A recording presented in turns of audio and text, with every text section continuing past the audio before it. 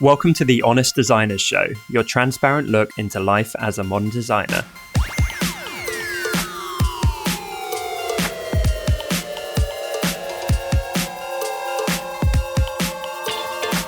My name's Tom Ross, and I'm the founder at designcuts.com. And this week, I'm joined by American retro design expert Dustin Lee and the incredibly talented South African illustrator Lisa Glans. We are also joined this week by Jordan and Jillian of Loveleigh Loops. They are incredible calligraphers, letterers, and teachers and bring a ton of value to their community. So really excited to have them on the show. Without further ado, let's get into it.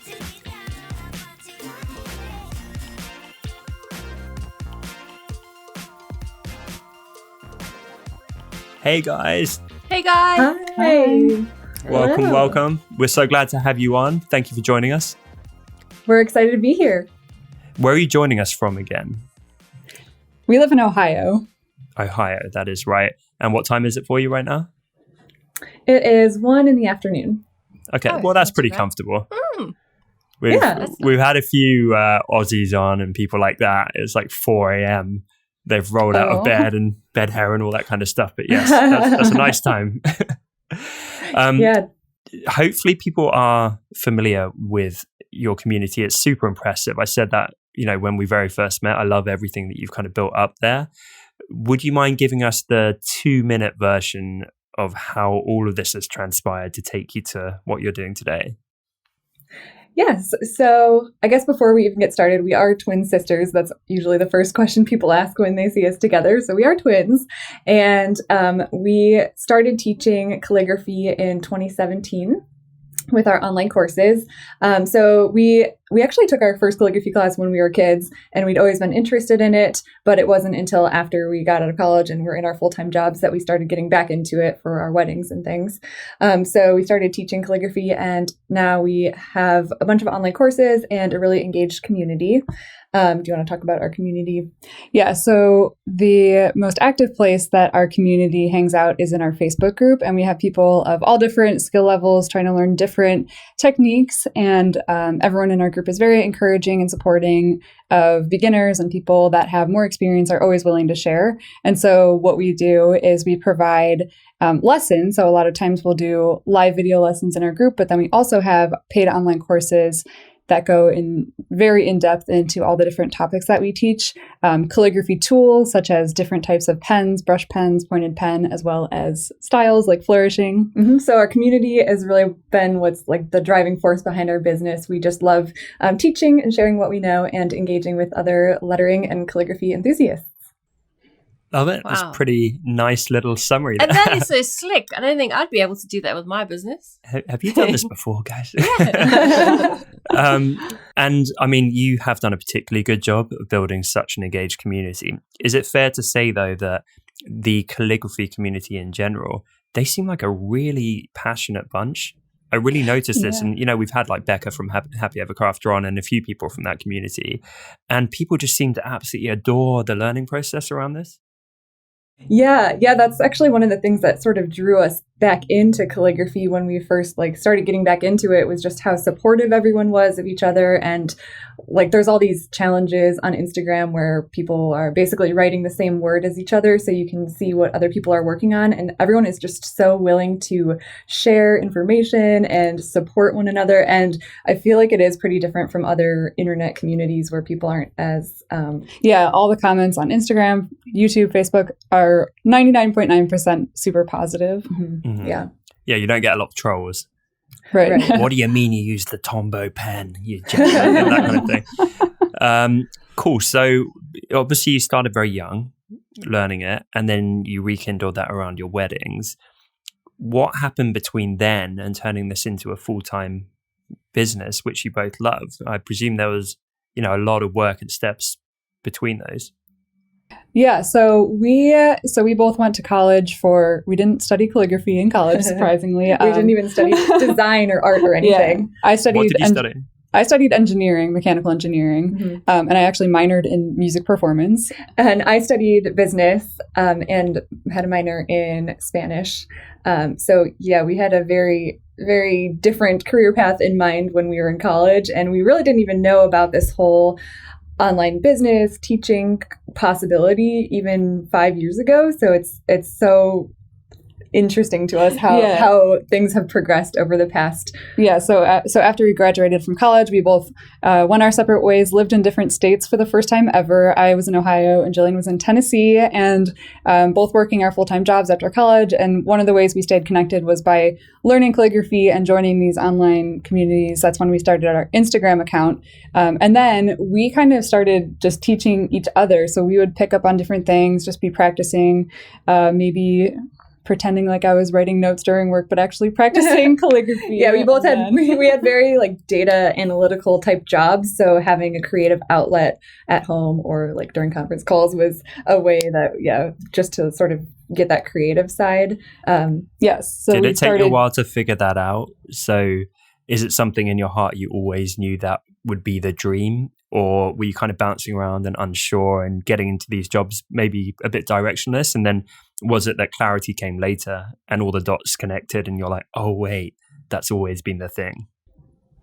Yeah, I feel like maybe speaking for both of us, we feel like we could do, like we could throw ourselves into anything that we wanted to do. Like if we wanted to continue with the analytical path, like we could make ourselves successful there if we really wanted that. But just seeing the possibility of the creative side, it kind of start to connect the dot. Yeah. And it's not, I think for us, it's more about the helping people and the teaching people part of it that we've come to really love and drive us rather than the creating part of it. Yeah, I would agree. Mm-hmm. That's awesome. And it's funny how that is, isn't it? Because I think if you're naturally a teacher, if you didn't know that at first, and then when you start teaching, you realize how it's so natural, and that's the part that excites you rather than the actual act of creating. It's quite amazing when you discover that. So is that the part that you enjoy a lot? I mean, obviously. Yeah, even like looking back at like even like in my full-time job, I would always be setting up these trainings of like, here's how to do this Excel like workbook, like spreadsheets, or here's how to. I just loved teaching things that I was figuring out in my job. So yeah, I think it's always been the teaching part that has really excited us and like lit us up, and being able to help people achieve their goals, or like seeing those light bulb moments when someone understands something has always been really exciting. That's cool. Yeah. And teaching each other. So we also believe that teaching is the best way to learn. And so that's also how we were able to accelerate so quickly in our calligraphy skills, is that we were teaching each other. And that also helped train us to be able to teach, because we would FaceTime video each other. And so I would be taking a video of what I was doing, teaching her how to do it. So then she would learn, I would learn it even better, and I would be practicing unknowingly teaching video tutorials. Yeah, it's amazing how that happens. So that's cool. So a very common situation we see with the listeners is, but I'm not a 1,000% established 20-year veteran expert, so I couldn't possibly teach. And what you've just said is contrary to that. So what would you say back to those people? I think that one of the most valuable parts, especially about our courses, is that we started teaching them as we were still figuring things out, because I think the farther you get down the line, like if you studied under a calligrapher that's been doing it for 35 years, they're going to be amazing at it, but they might forget what it's like to have those beginner struggles. And so our very early tutorials addressed those things. We don't assume that you know the basics. We've actually gotten lots of feedback from our students. Like, I love that you explain the basics and don't assume that I know them already, because if they're a true beginner, then they need to know those initial steps. I love that. And it must give you so much empathy as well for any frustrations they're encountering. Yes, exactly. Very cool. So you're kind of teaching and learning at the same time. Are you doing this through Instagram mainly, did you say, at this point? Yeah, so we started with Instagram. If you remember, Periscope was a thing before Instagram and Facebook Live. Yeah, so and everyone was like, that's going to be the one. You know, like a lot of people put all their eggs in that basket. And well, do you remember Meerkat as well? We were freaking on Meerkat as a company. And then we were like, oh no, Periscope's just dominated and killed Meerkat. That's going to be the next 10-year thing. And now no one cares about Periscope. That's how we kind It's of all TikTok. Oh yeah, it's TikTok. Then we started getting people seeing what we were doing and asking us how to do it. So that's when we also started our YouTube channel, because I remember a friend asking, "How do you do this?" And I was like, "Well, it would be easier for me to just record a video." Recorded it, put it on YouTube. It started getting lots of views. So then we started doing more recorded tutorials on YouTube, and then we started doing in-person workshops, which really helped us connect with real students and see what they're doing. And from that, our in-person workshops, which we did like a dozen the first summer that we were doing them, we transformed that into our first online course. It sounds very organic. Was it as easy as you are making it sound right now? Yeah, you're making it out like it's... Yeah, we put a few Instagram videos and they blew up, so we did a YouTube. And then we sorted out some workshops, and now we got this course business. And we were so good at video recording. I mean, that's my thing. Like how, were you natural at talking about while you were, Look at the state of their lighting. They're putting us to shame, aren't they? That's exactly what I was thinking. It looks like it's professionally lit in there. I was thinking, I wonder if it is professionally lit. That's what happens when we have YouTubers on. If someone wanted to explain something, I would think I'd have to put a camera above, and then it would become a whole thing, and I'd be like, "Oh, why don't you just come over? I'll show it to you." So we actually have a hack that we have started sharing recently. When we record videos of us writing in calligraphy, we just use our phones. And the way that we prop up our phone to record us writing is by setting it on a martini glass, which is nothing fancy at all. We set it on the glass because it tilts it at a little bit of an angle and keeps it stable. So we've just been using our iPhones to record those types of videos, and it's taken lots of trial and error to get our video editing down, especially when you go back and look at our old videos, the lighting is off and the quality isn't great. So yeah, it's taken a lot of time. So are you saying like the videos in the courses and on YouTube are just the phone on the martini glass? Yeah. We've only been using our phones. Yeah. Dustin's face. Awesome. I know. Well, that's the thing is that people think that I feel so inspired. Yeah. I mean, people think they need to get all this fancy equipment to create an online course, but you really don't. I mean, people care about the results that they're going to get, what they're going to learn. They don't care if you have the fanciest. I mean, it needs to be good quality. People need to be able to see what you're doing. But like audio is better than video, or more important. Yeah. What do they say? It's like the best camera is the one that you have. Yeah. Yeah. So true. I've got, super quick. I've got a confession here. So I've started doing like some live streaming. You can see I don't what I'm want to know holding. about your toilet roll. Yeah, I know. This looks scary. This looks really Just bad. trick so he doesn't have to run to the bathroom. Yeah, exactly. I'm very incontinent these days in my old age. So I've had a cold. So I've got this like toilet paper in my little filming room here. And we started live Instagram streaming my other podcast for the first 20 minutes or so of it. And I didn't have a GorillaPod or anything. So I basically had this toilet paper propped up against my laptop screen with my phone balancing precariously on it. No one could hear me because the speaker, like microphone bit, was muffled by that, and it kept like falling off midstream with like a bunch of people watching live. So, obviously that's not ideal.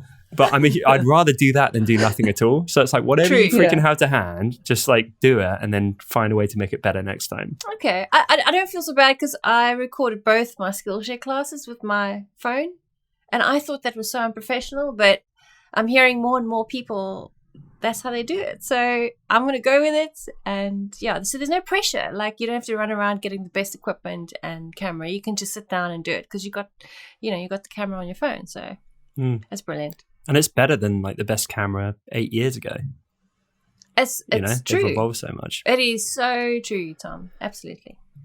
So Jordan and Jillian, we were kind of getting back to your dark story of struggle, which you hadn't really got into. It's still sounding pretty easy. What were some of the tougher moments starting this business? So I think at the beginning, anyone is going to have fears of, is this going to work out? Like the whole imposter syndrome. Am I qualified enough to teach that? Which I feel like having, like if you're doing this alone and it's just you, I feel like it would be a lot harder than if you have a replica of yourself helping you out that you can talk to. I mean, it sounds great for productivity as well. Yeah. I love two of me working away.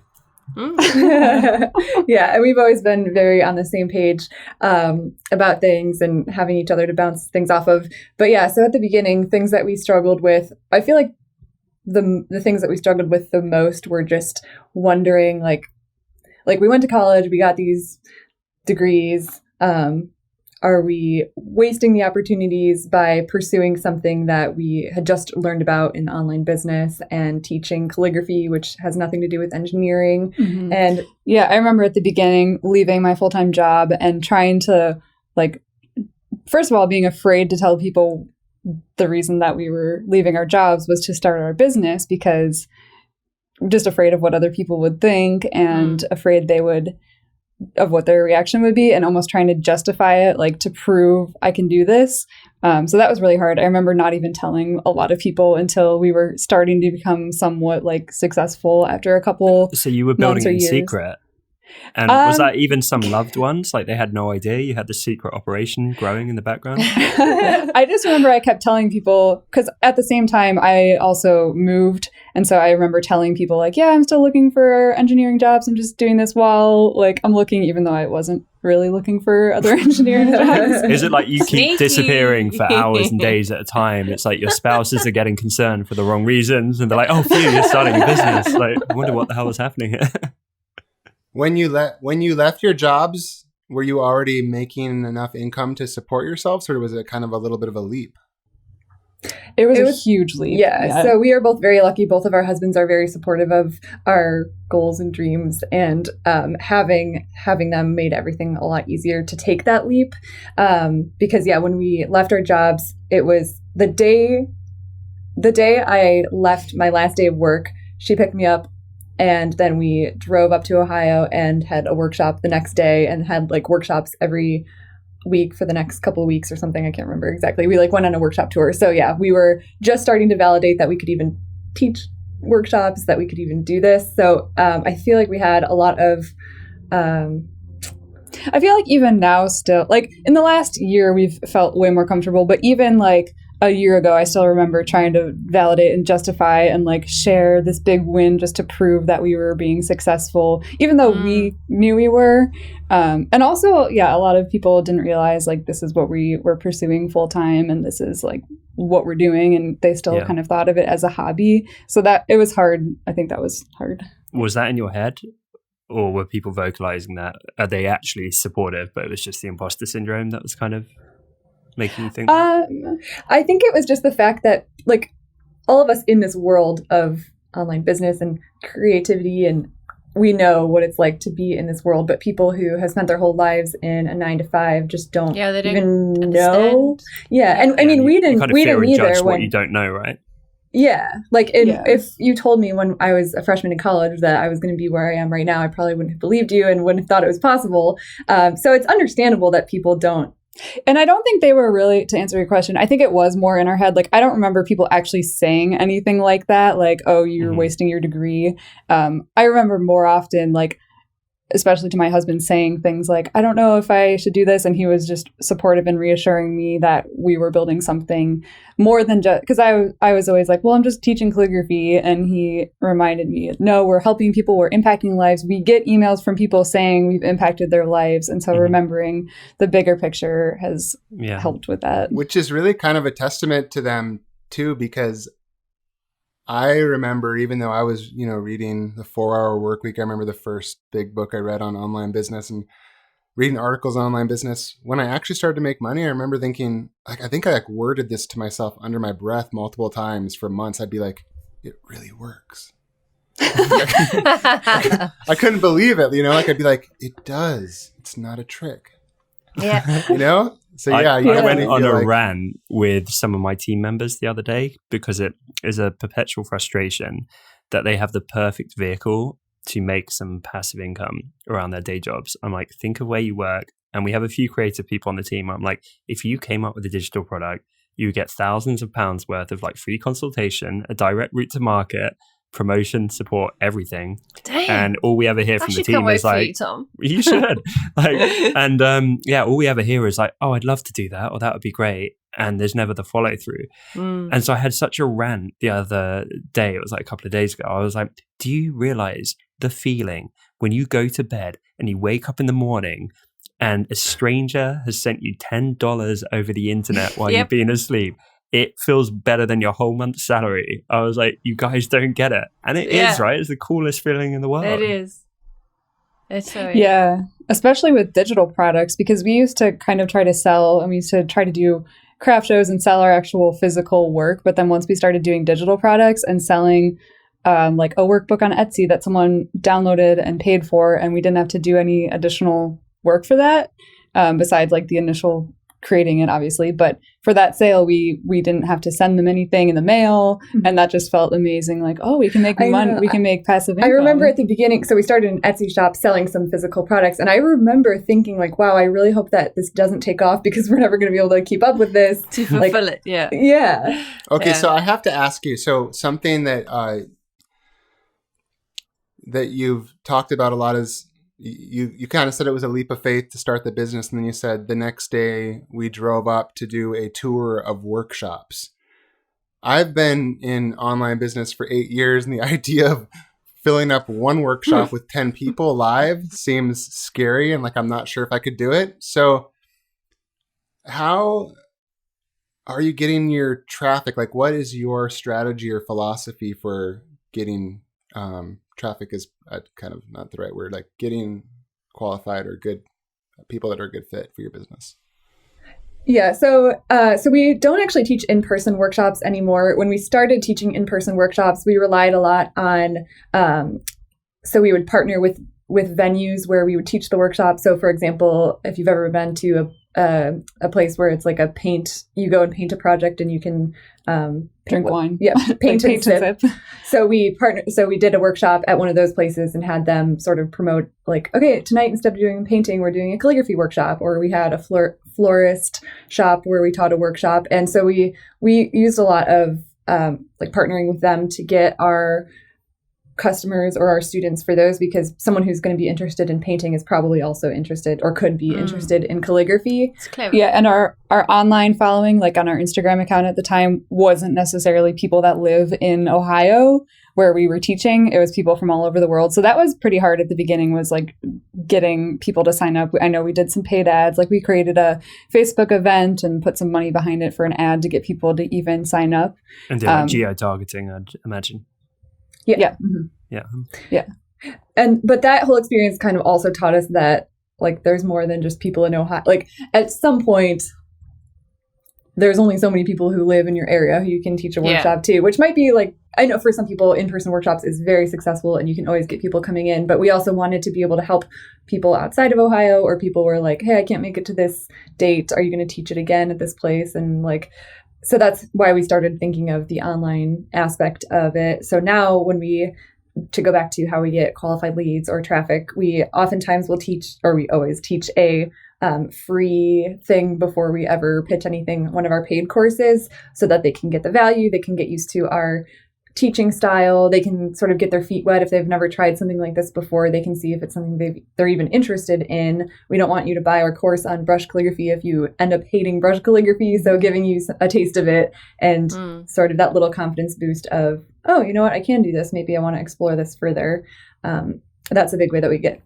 I don't want to get too marketing geek, but I'm guessing then you produced the free course, you push that out viral channels, social media and so on, and your website to your existing audience. Maybe you run ads as well for people that might be interested. And is it like you capture an email address from the free course? So people put in an email in order to get the free course, and then you remarket to the people on the email list with the premium one. Exactly. Yes. Yeah. Okay. Yeah. Can we go? Sorry, I was just going to say, can we go back a little bit to and just speak a dash more about that decision that you had of leaving your paid jobs where you actually were using your degree, and that guilt? I'm sure there was massive guilt that you had to push through, especially as a woman. I think women carry that kind of guilt a lot more than men. and take that leap of faith and actually make the big decision. Because I get quite a few emails from women who are in that position. They have well-paid jobs, but they have this overwhelming desire to do something creative, and they're seriously longing for it. And I can hear it. I can almost like feel their angst in the email, and they have this enormous guilt. They think that I've got something good. Why would I leave it behind to pursue something that may or may not work? So that's the one thing. And the other thing is, do you not believe now that your degrees actually do help you daily? Because I just listening to the two of you and the degrees that you have, I've got a sense that they definitely have helped you in what you're doing now. And sorry, just to interject with Lisa's first question there, I'd love to kind of almost be a fly on the wall for the conversation you had with each other. Yes. Because what did that conversation sound like? And you're lucky that you had that. Imagine if Totally. you didn't have that. Yeah. Sorry, go for it. Okay, so there's a lot there that we can talk about. Yeah. So for the first part about leaving the full-time job and then feeling the guilt. So from my experience, and not saying this is the right way to do it, but I just remember like the first day of being unemployed officially and being a business owner. Actually, at the time, we weren't officially a business yet, but the first day, I just remember, or the first week, working constantly, like wake up super early, work the entire day, try to do as much as I could, work until late at night, and definitely working way more hours than I did in my full-time job, because I felt like I needed to like prove that I was doing it and put in even more time to show I was serious about it. So I think that kind of like just jumping in full on right at the beginning and completely dedicating myself to it is something that helped me at the very beginning get past that guilt. What do you think? Yeah, I remember I was like very emotional about it too. Mm-hmm. Like, do you remember me just like crying? Yeah. Like, I think I felt guilty, but I also just felt so unsure of, like, I had a job that I really liked. I loved the people I was working with. I loved what I was doing. I could have seen myself being successful in it, but I just knew that, like, we had been listening to podcasts and like reading some business books and things, and just hearing the success stories of other people who were in similar positions to us, or even like had like a different situation and they were able to leave their full-time job, I feel like was also inspiring and helped me get through that.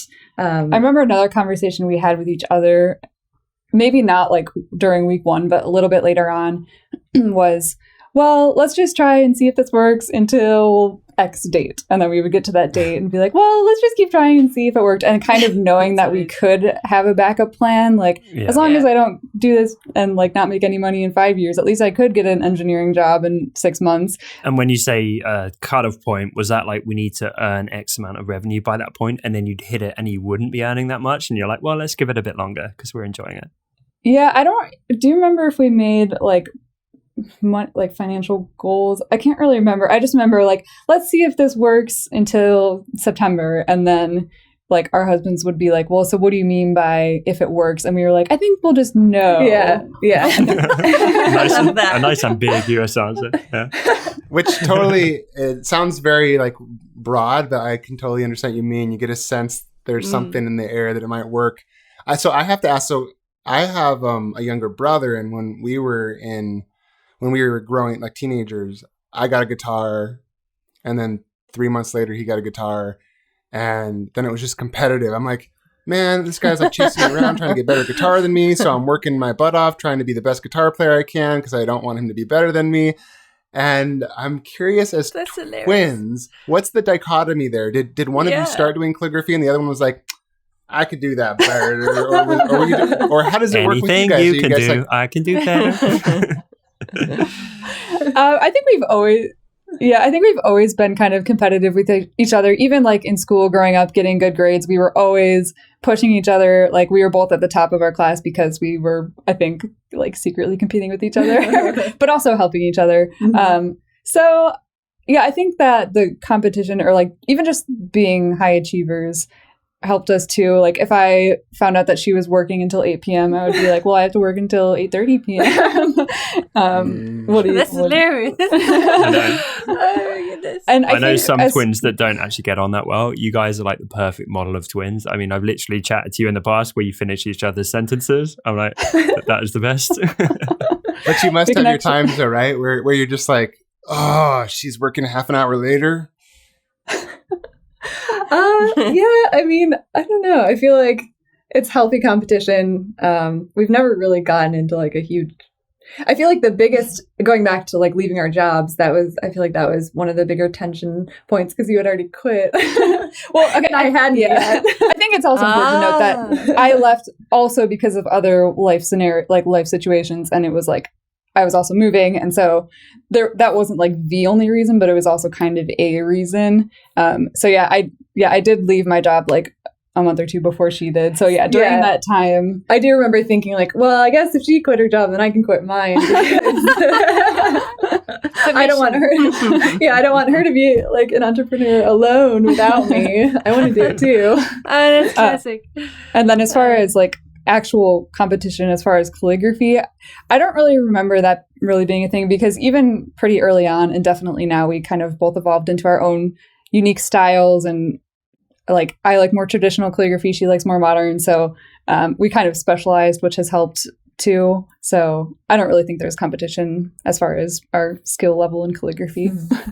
And then so Lisa was asking about if we use our degrees in our daily life, and I would say definitely. We're both very logical thinkers, and that goes into everything we do, sometimes to the point of overthinking things.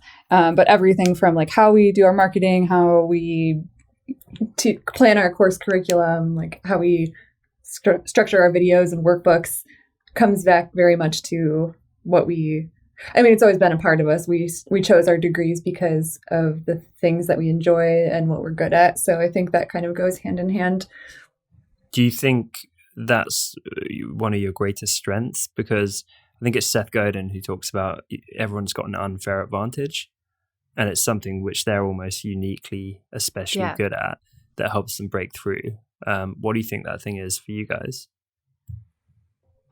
So obviously having each other is definitely maybe our secret advantage, but then, being able to think logically. And like I think that people think in order to do calligraphy, you have to be creative. We actually, a lot of times, don't really think of ourselves as being like super creative or even artistic. But once you know the rules and like have a step-by-step process to follow, that makes it easier to then feel creative. And so that's how we think. And I think a lot of our students relate to that. Like they have an interest in writing pretty letters, but they don't consider themselves to be artistic. And so the fact that we can give them a structure of here are some rules you can follow, and even taking that further, here are some systematic ways to break those rules to be creative.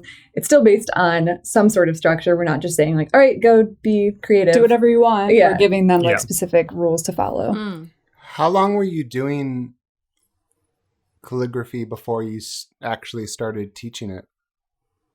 So let's see. I got engaged in 2015, and we started our first workshop in 2017. So it was like almost 2 years. Almost 2 years, yeah. I feel like that's, in the scheme of life, that's a pretty small amount of time. It's a small amount of time, but it's enough quite inspiring time to for people. Yeah, but I think it's still enough time to kind of get a good base, groundwork going on. Yeah. Enough to be inspiring and not feel like you're over and feel like other people can do it too. Exactly. Yeah. Yeah. Not like and it is what you were saying about teaching when you still new. It's exactly that. I mean, you're still thinking about all the troubles that you went through, and that's what you mentioned when you're teaching. And I think people appreciate that. It's hugely helpful. Yeah. Yeah, definitely. Yeah, you don't have to be an expert in something before you can start teaching it.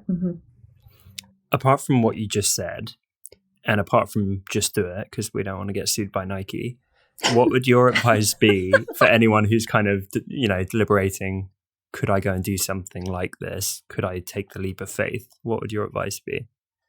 I do think it's important to kind of like what you were talking about of following through and investing in yourself. So at the beginning, like we read a lot, we listened to podcasts, we invested in an online course that taught us I took the online course of, because it was sort of the business side of things, like how to get set up, how to choose your online course platform. So I think it's really important to educate yourself and don't be afraid to invest in, if you are serious about this, like in the equipment or in the course that's going to help you learn how to teach an online course. I feel like people can be afraid at the beginning when they're not sure if their idea is validated to spend any money on it because they're afraid it's going to go to waste. But I would say you need to invest in yourself in order to see a return. What about you? I would say that it's important to, before you just like quit a full-time job and go do it, we did spend almost 2 years doing this on the side, like get home from our day job, do this all night, practice all the time, not really with the intention of I'm going to quit my job, but just because we loved it and we spent the time to do it.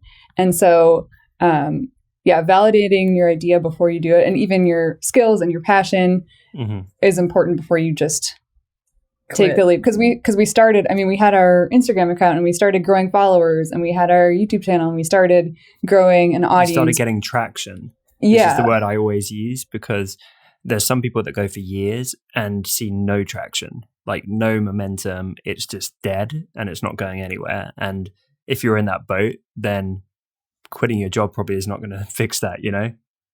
So the fact you've got some momentum already going, you can jump out of one car into another that's already moving. Exactly. Typically, I notice, this is kind of jumping off of your point, Tom.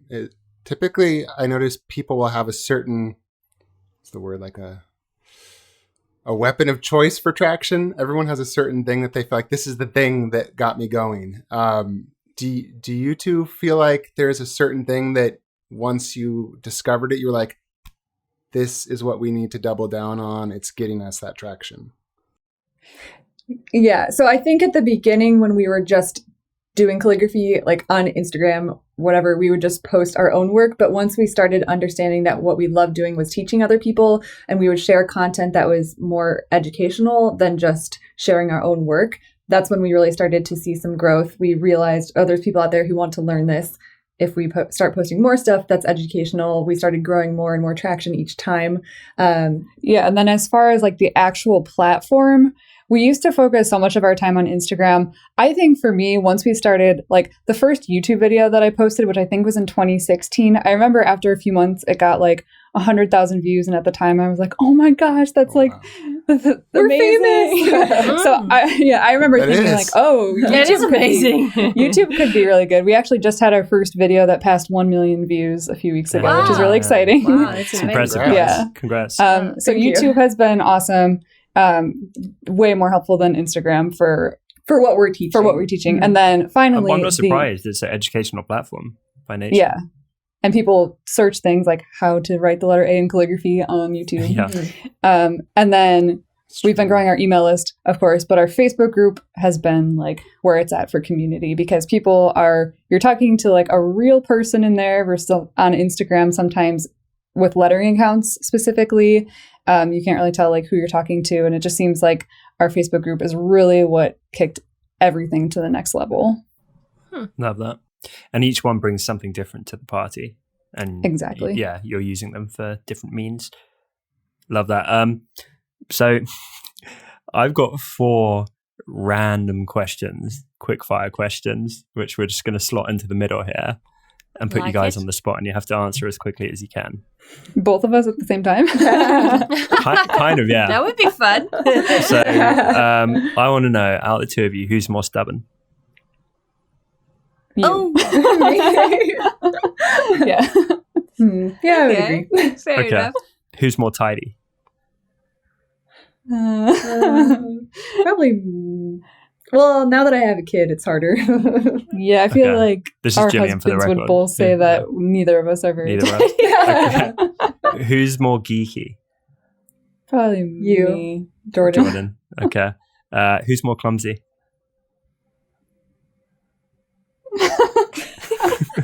You. Maybe looking at each other. That was funny to see the way she didn't want to say it. Then she's like, I know, there was good. Yeah, Jillian just did not refute that. She's like, yeah, okay. I'll wear that badge of honor. Okay, so I have a question for something I'm going through. I'd be very curious to hear how you guys handle this. I don't know if you have this, but in my business, sometimes I'll feel like there's just so much going on. There's so many different inputs. You know, I'm thinking I need to make this many sales, but I also need to invest in these things for my business. Oh, how's my email marketing doing? Oh, this customer is writing. Oh, we really need to improve the customer service thing here. This brush pack needs to be updated. All these things are happening, right? And at the top of the list, I'm thinking, keep your eye on the revenue. You know, if you don't have revenue, you don't have a business. You won't have it for long, right? And yesterday, I just ended up going for a walk because I just got to this point where I was like, okay, I know there's supposed to be 80-20 principle here. Like there should be that one thing that will help everything, but I'm lost. You and me both, Have you experienced that? Okay, good. I'm glad to hear that because, yeah, it feels very scary. Like yesterday, I got quite like anxious about it. Do you ever experience that? Being and an what do you do entrepreneur, to handle it? Well, but it's interesting to hear how other people handle it because, like, I just stopped. I didn't know what to do. I still don't. So first of all, you said you were going on a walk. I was going to say earlier that that's where we get our best ideas is when we go on walks. I read a book called The Pumpkin Plan that talks a little bit about cutting out things that aren't vital to your business. So I feel like reading that book kind of helped us think about things like some of the products that we created earlier on when we didn't have our setup all right and we hadn't had as much experience recording online courses. Some of our earlier things, like I feel like now we're at the point where we're okay with letting those go if so that we have less things to focus on. I was also going to say we have started hiring people to help us because up until this point, it's pretty much been just us two doing everything. And once we started hiring someone to help us with our blog and we're planning to continue expanding our team has really helped take things off our plate, even though, because we're definitely the type of people who say like, well, I can do it or I can figure it out, so I should be doing it. Or like, I don't want to pay someone to do it if I can just do it myself. Or thinking like, and I can do it better than someone else, even though I'm not trained in doing like Facebook ads.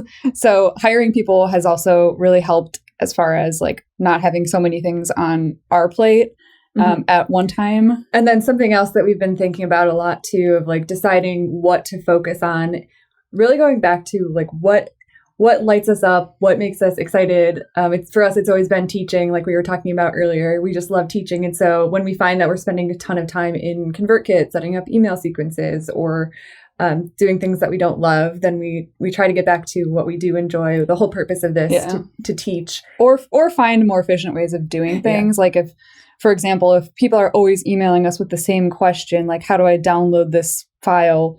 Instead of taking the time to reply each time, we'll create a resource and just send it back to them, or a YouTube video answering a question, which takes more time in the moment than just replying. But then you don't have to reply every single time. You know what's? Sorry, go ahead, Dustin. Would you say? Thanks. Would you say that, because the passion part sounds so refreshing to me, I think so often I let revenue drive my decisions. So I'll be like, well, this made money, so keep doing that. Don't be foolish. Don't go, like, I feel like a guilt about doing the thing that makes me most excited, because I think, no, you have a family. You need to focus on the revenue generating activity where you can draw that direct line. And sometimes I think I'm wrong about that. So when you say that, I think, well, maybe that's the secret, is to actually, everyone says it and people will say it's BS, but like maybe the secret is to like do what you love and the money will follow. That sounds like such BS as I say it, but part of me thinks maybe that's true. Like, do you feel like that's true, or do you feel like you're more revenue driven, or more we'll do what we're passionate about, and if that costs us money every month, then so be it? I think at the beginning we were... Sorry. No, that's a good question, because it's something we've definitely thought about. And I think at the beginning we were a lot more concerned about, we need to make X amount each month. But now, especially like as we've started to look back at our trends, we know that certain months when we have a launch, for example, our revenue will be much higher that month versus another month that might be lower when we're doing the planning for the next big thing. So like right now, like we're planning for our next big launch. So right now we're not making money, but we're planning so that we can make more in 2 months. Mm-hmm. Yeah. What were you going to say? I was going to say, you were talking about loving what you do. That's one of our favorite quotes is do what you love what you do. Just because it is true. Like if you're doing something that you don't enjoy, then yeah, you may be making money from it, but then is it really worth it? Yeah. Which, I mean, of course, you need to, like anyone listening, you need to be responsible with your finances and make sure you're in a position to pay your bills and everything. But I think investing in growing your team and investing in yourself is a good. Yeah. And I listened to Will Patterson's interview with you guys, and I remember he said something like, the work I'm doing now is what I'm going to be paid for in 2 years. So even though like we're focusing on the building and scaling and like our future growth as well, and maybe that sacrifices a few dollars here because we're not saying yes to something that would give us $100 today, but we're building it for the future. Yeah. I love that. And just to give you guys an analogy, I'm intrigued what you and Dustin and Lisa think. If you were just about chasing the money, well, you're obviously, very analytical and intelligent and so on. So you could technically go and be investment bankers, right? If you really just wanted to earn a ton of money. And I'm guessing you don't want to do that. But why is it any different? Just because a variant of what you're doing now, let's say it was less teaching, more trying to sell your work as commissions or something like that, right? Just because that's like not such an extreme departure from where your heart really lies with the teaching, and it's kind of more closely related, but it's still not really what you want to be doing, doesn't matter. Do you know where I'm going with that? It's like, does it matter whether it's something completely out of left field that clearly is not a good fit for you, but the money's there? Or does it matter if it's like a small sidestep, but the money's there? Like, surely the logic kind of pans out in either scenario where it's like, well, either way you should follow your heart, because otherwise if you don't, you might as well go and chase the money, whether it's investment banking or just a pivot of what you're doing now.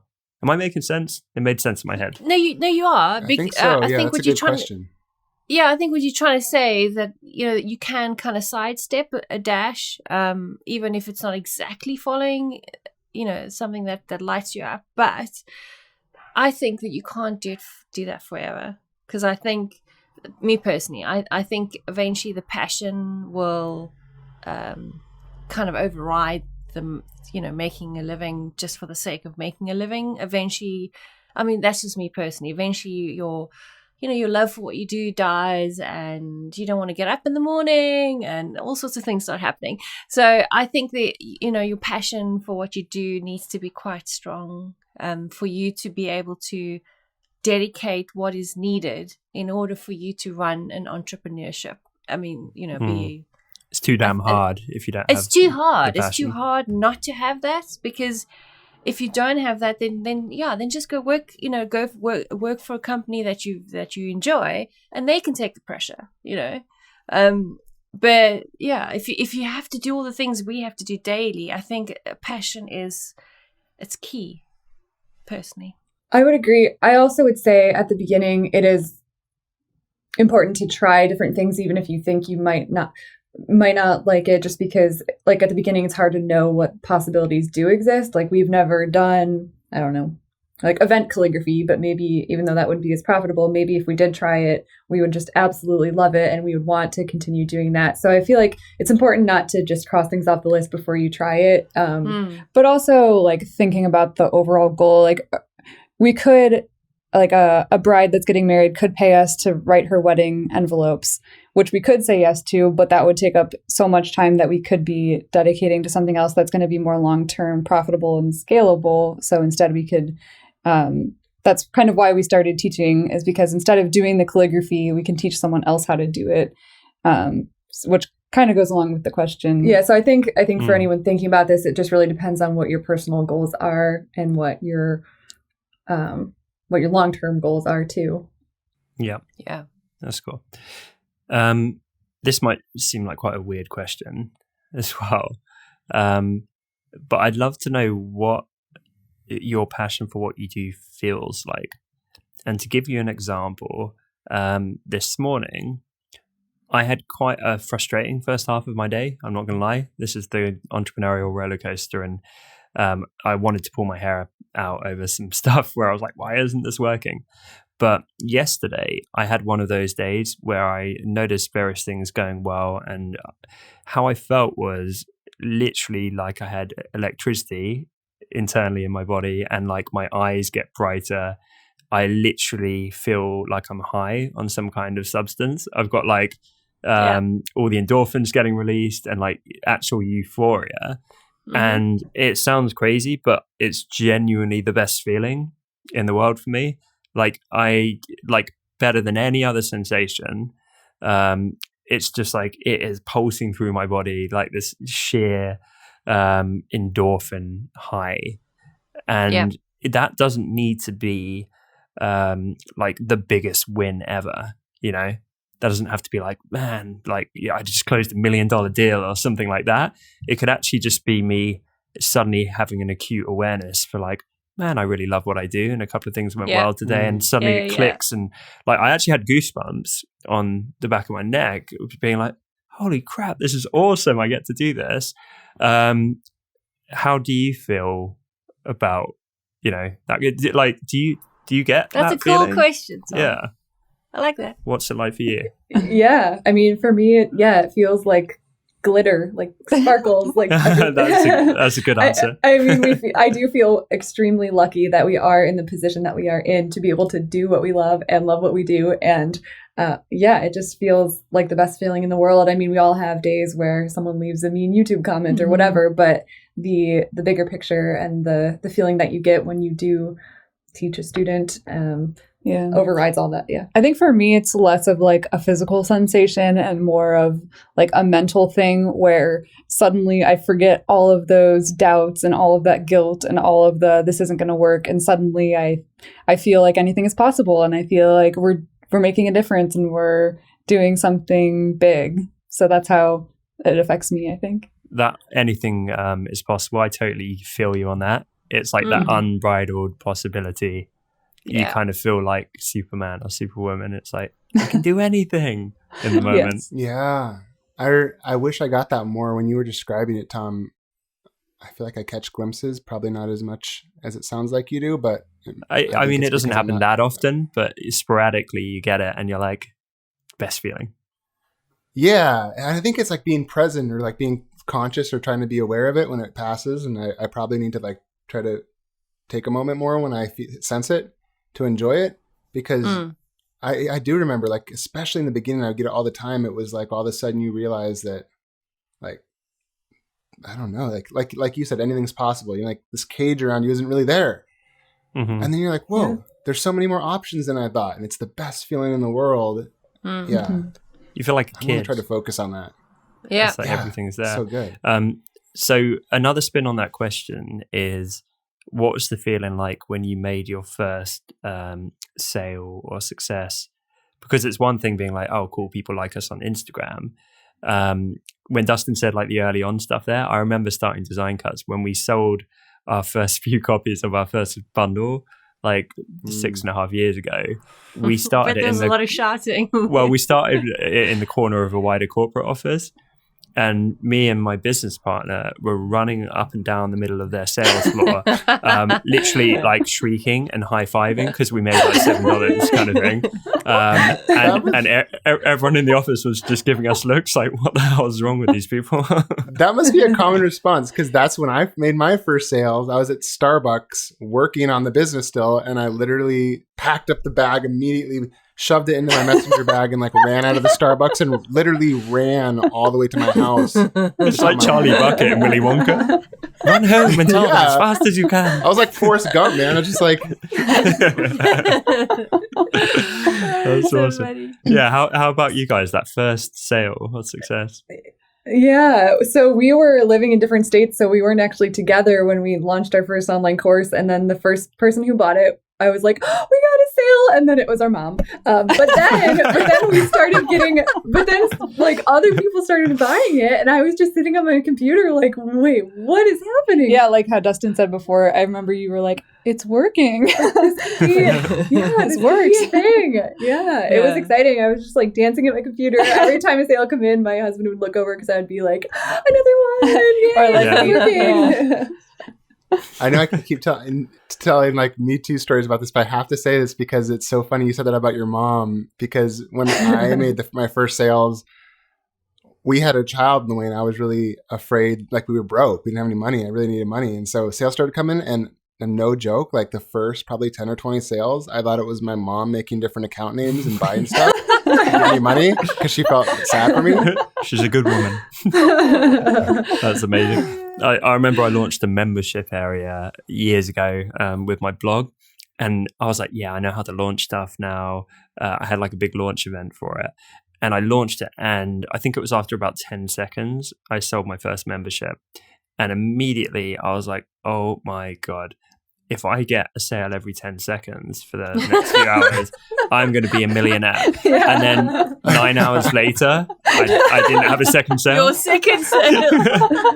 and I was there refreshing the page every 10 seconds for like 7 hours. I was like, oh, that was it. That's hilarious. That's great. Oh, That's when you don't have enough information to understand like the bell curve that's happening. You're just like, In fact, that probably was my mum, and she never told me. Yeah, you're like, when does it peak? It hasn't peaked yet. I'm going to be a billionaire. That's good. So, any closing words of wisdom for the listeners? Because I'm hoping this is quite a motivational episode. We definitely have those ones where I can tell the listeners are going to walk away and be like, anything's possible. Like we keep saying, I can do it. Are there any kind of closing nuggets that you want to impart for anyone that is looking to get into their thing or be a teacher or grow a community or anything like that? Any pearls of wisdom? I've never been good at giving short nuggets of wisdom, but I do think it's important. I'm like, as cheesy as it sounds, to believe in yourself, like believe that success is inevitable, because if you believe that, then you're going to start seeing opportunities for that to come true. And I think, sorry, did I cut you off? Oh, well, I was just saying to actually invest in yourself and believe in yourself really is important, because doubts will come up. We all know this. At the beginning, it's hard. You'll feel guilty. You'll feel doubtful. But to try to push through that and give yourself time, because no one is going to be successful in the first 5 minutes of their business. It does take time. But success, I believe, can be inevitable for you. And I think whether you're starting a business or just trying to learn a new skill, whether it's calligraphy or something else, that it's a learning process, and to be aware of the stages of learning that you go through, which is something we focus on a lot when we teach people, is like mindset. And at the beginning, you're going to get a quick win, and then you're going to realize like, oh, I'm not good at this. Like when we look back at our very first work, we now realize, oh, at the time I thought this was great, but now I know with the knowledge I've gained that it wasn't. And you go through these stages of learning and increase your confidence. So I think starting before you're ready, starting before you feel like you're ready, is valuable, and then just treating the whole thing as a learning process and enjoying it and doing it because you love it. Love it. That was pretty good. Some good golden nuggets there.